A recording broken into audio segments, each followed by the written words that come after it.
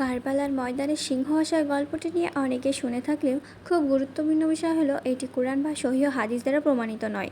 এটি মূলত পরবর্তী যুগে প্রচলিত কিছু ঐতিহাসিক কাহিনী ও লোককথার অংশ, যেগুলো ইসলামী ইতিহাসে নির্ভরযোগ্য উৎসে নেই। তবু আমি নিচে দুটি অংশে সবকিছু স্পষ্টভাবে তুলে দিচ্ছি। কারবালার ঘটনা সংক্ষেপে এবং সহিহ ইতিহাস অনুযায়ী, হজরত ইমাম হুসাইন রাদিয়াল্লাহু আনহু ছিলেন রাসূল সাল্লাল্লাহু আলাইহি ওয়াসাল্লামের প্রিয় নাতি। তিনি ছিলেন হজরত আলী রাদিয়াল্লাহু আনহু এবং হজরত ফাতিমা রাদিয়াল্লাহু আনহুর সন্তান। ইয়াজিদ ইবনে মুআবিয়া মুসলমানদের খলিফা হন এবং হুসাইন রাদিয়াল্লাহু আনহুকে তার প্রতি বাইআত দিতে চাপ দেন। হুসাইন রাদিয়াল্লাহু আনহু সত্য ও ন্যায়ের পক্ষে ছিলেন, তাই তিনি জালিমের হাতে বাইআত দিতে অস্বীকৃতি জানান। কুফার লোকেরা তাকে আমন্ত্রণ জানায় ইসলামী নেতৃত্ব গ্রহণ করতে। তিনি পরিবারসহ রওনা দেন। 10ই মুহররম 61 হিজরি কারবালার ময়দান। হুসেন রাদিয়াল্লাহু আনহু প্রায় 72 জন সঙ্গী নিয়ে কারবালায় অবস্থান করেন। ইয়াজিদের প্রায় 4000 সৈন্য তাদের ঘিরে ফেলে। পানি সরবরাহ বন্ধ করে দেওয়া হয়, শিশু পর্যন্ত পানির অভাবে কাঁদছিল।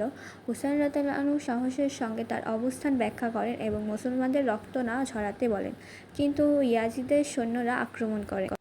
একে একে হুসাইন রাদিয়াল্লাহু আনহুর সঙ্গী পরিবার ও সন্তানরা শাহাদাত বরণ করেন। তার প্রিয় সন্তান আলী আসগর 6 মাস বয়সী তীরের আঘাতে শহীদ হন। অবশেষে হুসাইন রাদিয়াল্লাহু আনহু নিজেও গুরুতর আহত হন এবং শহীদ হন। রাসূল সাল্লাল্লাহু আলাইহি ওয়াসাল্লাম বলেছেন, হাসান ও হুসাইন জান্নাতের যুবকদের নেতা।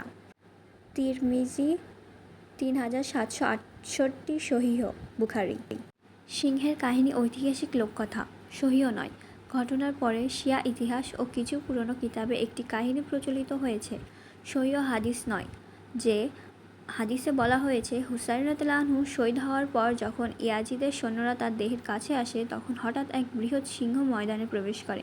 সৈন্যরা আতঙ্কিত হয়ে দূরে সরে যায়। সিংহটি হুসাইন রাদিয়াল্লাহু আনহুর শহীদ দেহের পাশে বসে থাকে এবং কাউকে কাছে আসতে দেয় না। কেউ কেউ বলেন এটি ছিল আলীর রূপে আসা এক ফেরেশতা অথবা আল্লাহর পক্ষ থেকে প্রেরিত এক প্রাণী, যা তার মর্যাদার রক্ষায় এসেছিল।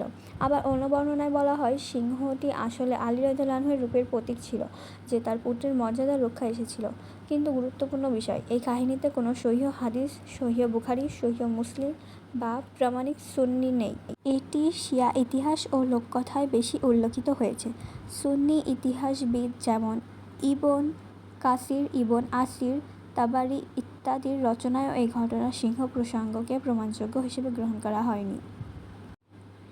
মূল শিক্ষা, ইমাম হুসাইন রাদিয়াল্লাহু আনহু ইসলাম ও সত্যের জন্য নিজের জীবন উৎসর্গ করেছেন। তিনি জালিম শাসকের কাছে মাথা নত করেননি।